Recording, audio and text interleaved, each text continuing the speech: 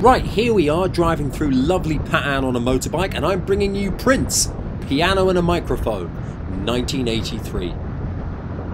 I love album titles that accurately describe album contents, and this really is just Prince with a piano and a microphone in 1983, all in one 34-minute uninterrupted take. That in itself is an impressive feat. The only thing I can do uninterrupted for 34 minutes is breathing. I would also say sleeping, but as I am asleep when I'm asleep, I can't actually be 100% sure I am asleep. I can only assume I'm sleeping for 34 minutes plus stretches based on circumstantial evidence gathered while I'm awake, never asleep. Whereas with breathing, I have real-time experience with breathing in and out consciously. I'm so good at breathing I can't even not do it for 34 minutes. I'm bloody brilliant at breathing. I am the Prince of breathing. This definitely shows you a different side to Prince, a rawer, more intimate side that's only heard sparingly across his live shows and albums. The only way this album could be more bare bones would be if we were to wait a few more years, dig up Prince's skeleton, and re-record the whole thing using Prince's ribcage instead of a piano. We could call it Bones and a Microphone 2028 or whatever. And you know what? I reckon it'd sell.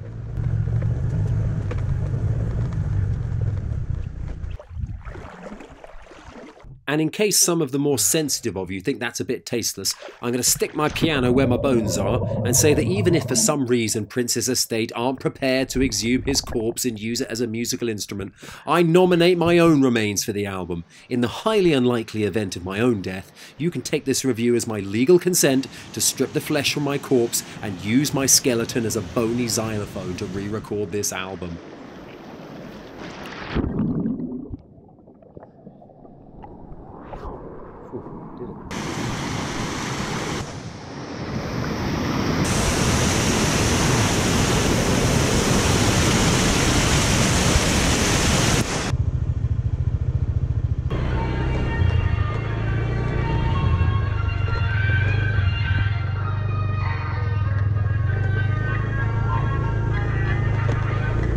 Speaking of the album, from a fan's perspective it is interesting to hear such pared back versions of songs such as Strange Relationship, which has a very jazzy, soulful quality here, as well as the candlelit intimacy of International Lover.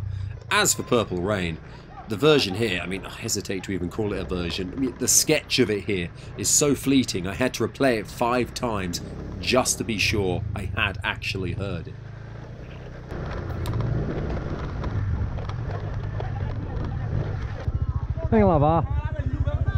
My favourite of the unreleased songs is Wednesday, which is this very soft and delicate ballad, but with lyrics where Prince tells us he was contemplating suicide because he had no one to talk to.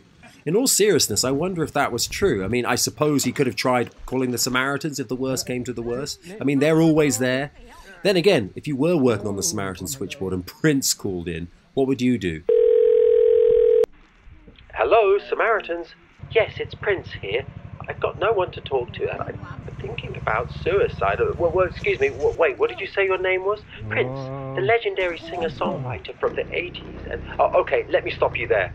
Prince, we've got real people with real problems waiting on hold right now, so please stop wasting our time and get off the phone. No, really, this is Prince, and I'm feeling very depressed, and I really think that I might... Look, I've asked you politely, get off the phone now. I've got 101 real suicidal people waiting on the line who need my help. You've had your fun now, but I really think I am thinking about killing myself. And you know what? Maybe that's not such a bad idea. Do the world a favour. You're obviously a complete wanker.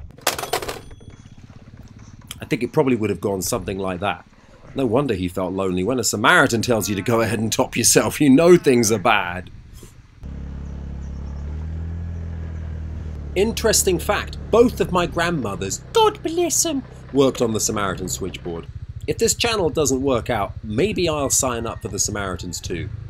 I honestly think I'd be good at that. No clay, no clay water. Then there's Cold Coffee and Cocaine. Great title, not too sure what's going on with the vocals, but there you go. This is basically Prince having a bit of a whinge because this lady only gives him coffee and cocaine for breakfast. What's wrong with that? Sounds like a perfectly decent start to the day to me. Certainly nicer than the one at this crappy hotel where I'm editing this video from at Setsay Beach. You think you've got it bad, Prince? I can't even get milk or sugar for my frickin' coffee, and this morning there was a piece of rock, an actual stone in my rice, and they keep shutting off the power because I'm, quote, the only guest in the hotel. Oh, but we'll still take $50 a night, sir. Eat a rock for breakfast, sir. Edit videos in the dark, sir. Bend over, sir. But oh no, Prince is having a bit of a wobbly because all he gets is coffee and a line of Charlie, and let's face it, as it's Prince we're talking about, probably a blowjob too. This hotel doesn't do blowjobs, but I'm sure if they did, they'd be the worst blowjobs in the world. I still can't believe Prince is dead. I know that everybody dies, but I didn't think it actually applied to Prince. Bizarrely, the night before he died, I played Prince for the very first time to my girlfriend who'd never heard of him, and the next day he was dead. If I'm being completely honest, deep down, I do blame her for Prince's death.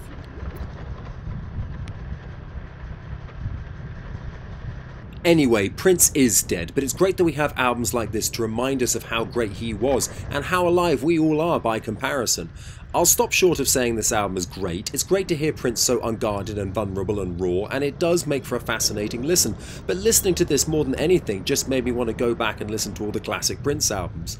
Ultimately, for me, interesting though this is, it's more of a curio than anything else. Still, if you're a fan, you'll want to check this out, and if you're not a fan, you really ought to think about ending your life.